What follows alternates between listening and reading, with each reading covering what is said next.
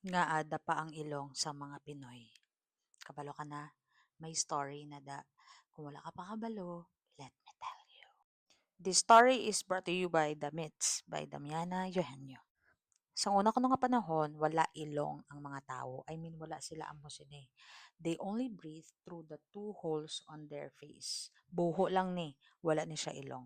Okay, do ka Voldemort bala sa mga familiar sa Harry Potter. So, buho lang. 'Di ba? Wala ni siya amo ni. Wala amo ni. So, people were okay. Everybody has just these two holes on their faces and they're okay. But one day, si Juan kuno, natumba siya sa lutak. Sang natumba siya sa lutak, nagtapik di ko na ang mud sa iya nga face, nagtapik ang lutak. Tapos biska na ako nangakuha ni Juan, hindi na ako na makakas. Tapos takan sa pabayaan niya na lang. Pero hambal sa mga tao, hambal sa mga upod yada, wait lang, sa kadugay nga gadugay nga tulok nila kay Juan. Duga gwapo si Juan haw. Angayan sa lutak nga ara siya itsura, hambal nila. Ay kanami gali kon may lutak kahit siyempre wala pa sila nemo because it doesn't exist. Ay kanami gali kon may tumpo ko di nga lutak sa imo itsura pers kay Juan kay do gagwapo gagagwapa katulokon hambal sa mga tawo. So nagkuha man sila lutak kag gintapik sa ila itsura. Sunod-sunod nila si Juan. Kuha sila lutak, itapik sila itsura.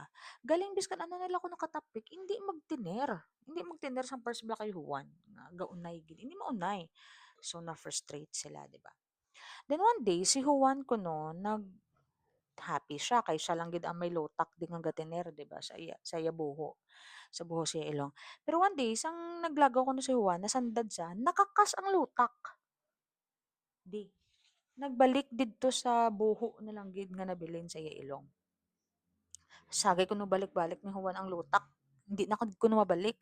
So na-frustrate sa nangayo sa kay Bathala sang ano, sang wala pa sila ngalan dito mo, wala pa sila muna. Nangayo sa sang kay Bathala sang lutak nga matiniran sa di ko na bala. Okay, gwapo sa gani, nagwapo sa nagwapa. So kumbaga ang may tumpo ka di nga duta nga mud, lutak. Do amo na nang bag-o nga standard of beauty sa ila. And then one day may nag-abot kuno sa ila nga ship, barko, hambal sang siyempre hindi pa magpalapit ang mga tawo kay nakulbaan sila mo, "Hala ano nang unod sang ship nga ina, nga ari na di sa aton gaano na di sa." Hambal na nila sa mga tawo. Tapos may tingog kuno sila nga nabatian sa barko, halin sa barko. Hambal sang tingog, "Hindi kamo magkakulba, kadto lang kamo di."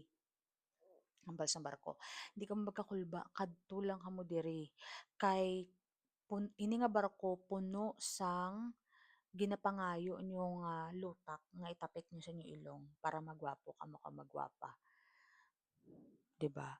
So upon hearing that voice, nagdinaguso kuno ang mga tawo kadto sa ship, kadto dito sa barko, no, to get this body part, ang lutak nga itapik nila sa itsura nga they have been praying for.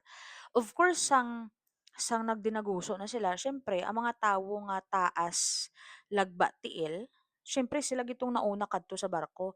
So kay lagba isla tiil mo, tag-as sila. So ang ila ko na nakuha nga mga ilong, mga ligwis, mga tag-as nga mga ilong. Kahit siyempre sila to kunong una sa barko, nakalabot, nakapamili gid sila. Ang mga Pilipino, tungod kay putot kuno ang mga Pilipino, siyempre ulihi sila pagdalagan, mga flat na lang kuno nga ilong. Ang ang ang ila nakuha, mga flat na lang nga ilong ang ila nakuha. So that's why flat ang ilong sa mga Pilipino. Kay kahinay sa aton magdalagan, hoy takapamili dito sa barko pag-deliver sa mga ilong, 'di ba?